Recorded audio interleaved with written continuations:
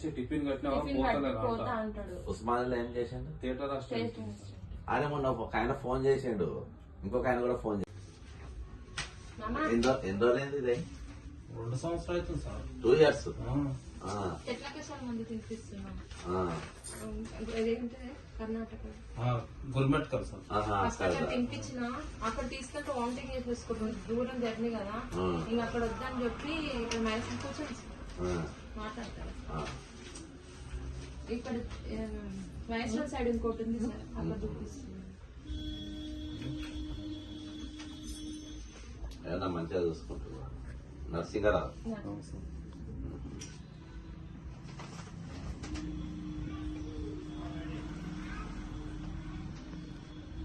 Retired ఎప్పుడైండు? మే 31 sir, 24 లో.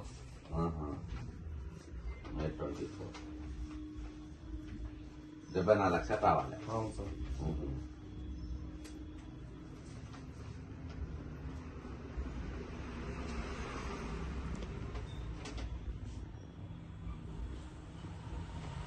ఈరోజు మనము నరసింహారావు గారి ఇంటికి వచ్చినాము.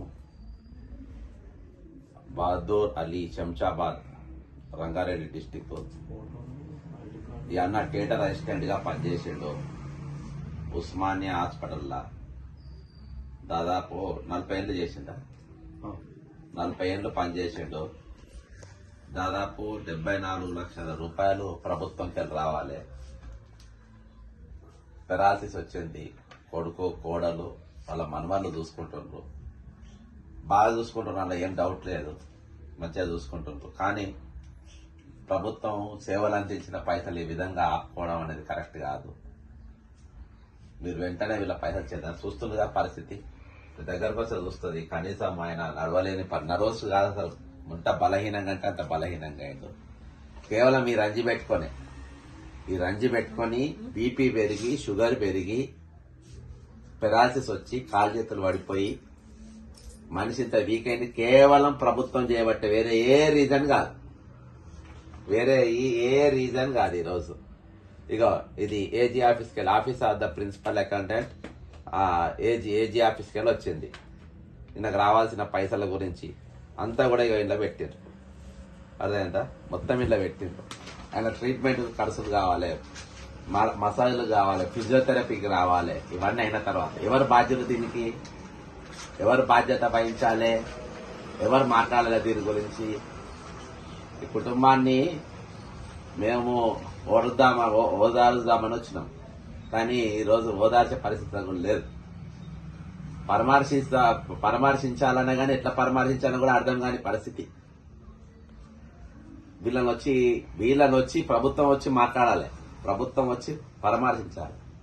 ఇసొంటోళ్ళకు న్యాయం చేయలేని ప్రభుత్వం ఉంటేది లేకుంటేది.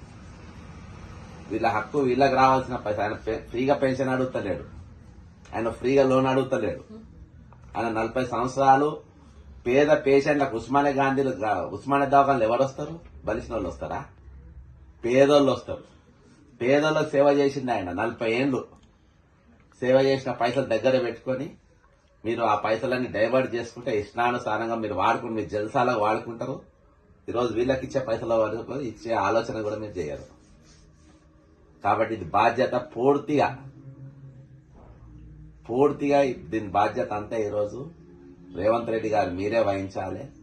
ఈరోజు ఈ విధంగా ఇక్కడికి నరసింహారావుకి మనం మొదలుపెట్టినాం. ఈ విధంగా చాలా మందిని కూడా మనం పరామర్శించుకుంటూ వెళ్తాం రాష్ట్ర వ్యాప్తంగా.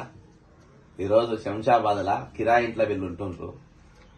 ఆయనను చూసుకోవాలి, వాళ్ళ పిల్లలను చూసుకోవాలి. ఆయన జాబ్కు పోతే ఆయన చూడనీకి ఉండదు. ఎప్పుడు అడ్డం పడతారో తెలియదు, ఎప్పుడు హాస్పిటల్ తీసుకపోవాలో తెలియదు. కాబట్టి కొడుకు జాబ్ పని చేసుకుంటున్నాడు, కోడలు ఇక్కడ వేరే దగ్గర పని చేసుకుంటాడు. ఈ కుటుంబం అంతా కలిసి ఆయన ఒక్కొక్కరిని సేవ చేయాలి. ఆయన మంచిగుండాలంటే కుటుంబం మొత్తం సేవ చేయాలి. వాళ్ళ కొడుకు, వాళ్ళ మనవాడు ఇంకొక కొడుకు బయటికి పోయిండు. ఫ్యామిలీ మొత్తం సేవ చేస్తేనే ఆయన లేచి తిని ఇంకా కూర్చోగలుగుతుంది.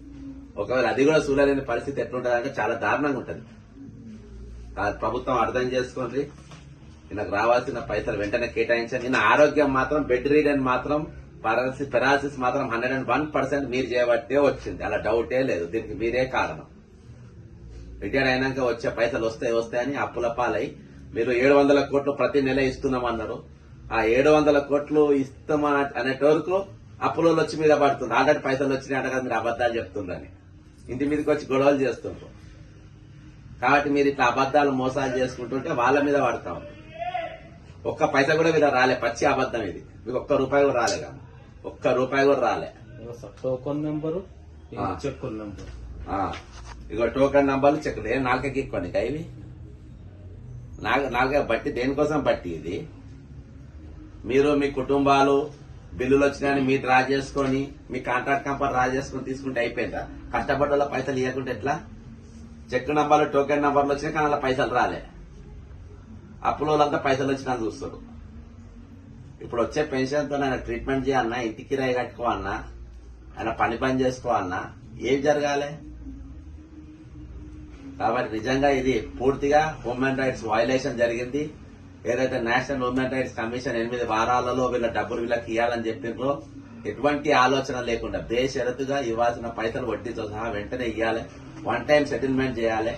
20,500 మందికి ఏకదాటిగా ఇచ్చేసేయాలి అని ప్రభుత్వాన్ని నేను కోరుకుంటూ కుటుంబానికి కూడా నేను ఇది చేస్తున్నా. ఏమని చెప్తారు? ఎట్లా? ఫస్ట్ మా నాన్నగారికి 2024 మార్చి 31 రిటైర్మెంట్ అయ్యిండు.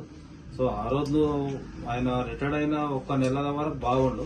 1 మంత్ తర్వాత ఆటోమేటిక్ పారాలసిస్ వచ్చింది. హై బీపీ పారాలసిస్ వచ్చింది ఆయనకు. రాగానే ఇమీడియట్ హాస్పిటల్ జాయిన్ చేసిన. హాస్పిటల్లో జాయిన్ చేస్తే నాకు 2,12,000 అవుతాయి. నేను లిమ్స్ హాస్పిటల్ నుంచి బిల్లు గిట్ట సబ్మిట్ చేసుకున్నా.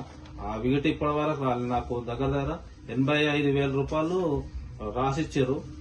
గవర్నమెంట్ మీకు రిఫండ్ చేస్తుంది అని చెప్పి దాని గిట్ట అప్లికేషన్ చేసిన. ఆ డబ్బులు గిట్ట రాలేవు.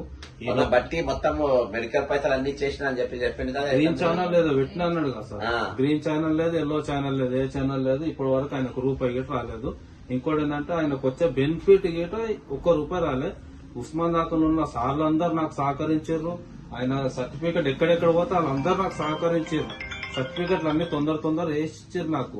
కానీ బిల్లులు మాత్రం ఎక్కడి నుంచి రాలేదు. ఉస్మాన్ దాఖలో ప్రతి ఒక్కరు సపోర్ట్ చేశారు నాకు. పింఛన్ ఆఫీస్ కాడ కూడా సపోర్ట్ చేశారు, ఏ జాబ్ వస్తారు కూడా సపోర్ట్ చేశారు. కానీ ఈయన పైసలు మాత్రం ఈ రోజు దాకా రూపాయి లేదు. ఇక ఇదే బతుకు మాది. కిరాయి కట్టుకోవాలి. ఇక మా భార్య హాస్టల్లో జాబ్ పోతుంది. నేను ఈయన చూసుకుంటా నేనుండాలి. ఈయనకి ఎప్పుడేమైతే తెలియదు. నా పరిస్థితి అయితే ఘోరంగా ఉంది. ఈయన మాటలు రావు. ఈయన పరిస్థితి ఈయన చూసుకుంటుండాలి. పెద్ద పిల్లలు కాలేజ్ పైసలు ఫీజులు కట్టాలి. నా బతికేందో మాకే అర్థమైతలేదు. మొన్న రిలీజ్ అయిన పైసలు అని చెప్పి అన్నాడు. అందరి ఇంటి మీదకి స్టార్ట్ అయ్యారు. మాకు వచ్చిన రూపాయి అవధులు ఎందుకు కడుతున్నావు, రిలీజ్ చేసింది కదా అని చెప్పి పేపరే చూపిస్తారు నాకు. ఈ పేపర్ చూపిస్తే నేను హనుమంతుడు నాకు గుండె జీరు నేను చూపించాలనా ఎట్లా అని నేను అడుగుతున్నా. ఏందో నాకు అర్థమవుతుంది. బతుకు ఏం బతుకు మాది ఇది. కనీసం ఈ స్టేజ్లో ఆయన తిందామన్నా గిట ఆయనకు అది లేకుండా పోయింది. రేవంత్ సార్ మిమ్మల్ని నమ్మి 24 ఓట్లు నేను దగ్గరుండి వేయించిన. ఈ రోజు మీరు మంచిగా మాకు పనిచేస్తారు అని నమ్మినా సార్ మీకు. కానీ దయచేసి మాకు ఏం పాపం చేయలేదు సార్ మీకైతే మేము. కానీ దయచేసి మా డబ్బులు మాకు తొందరగా వచ్చేటట్టు దీని సార్. మాలాగా ఎంతో మంది ఇట్లా అడ్మిట్ అయ్యి ఇట్లా బాధలు పడుతారు సార్. ఈ పరిస్థితి మాత్రం మీరు పాపం మూట కట్టుకోకూరు సార్. మమ్మల్ని ఇబ్బంది పెట్టి మా పాపాలన్నీ మూట కట్టుకోకూరి. దయచేసి కొంచెం మాకు తొందరగా అయ్యేటట్టు మాకు చాలా మంది రోడ్డు మీదకి వచ్చినాం సార్. ఈ ఒక్కసారి మాత్రం మమ్మల్ని కనకరించండి సార్.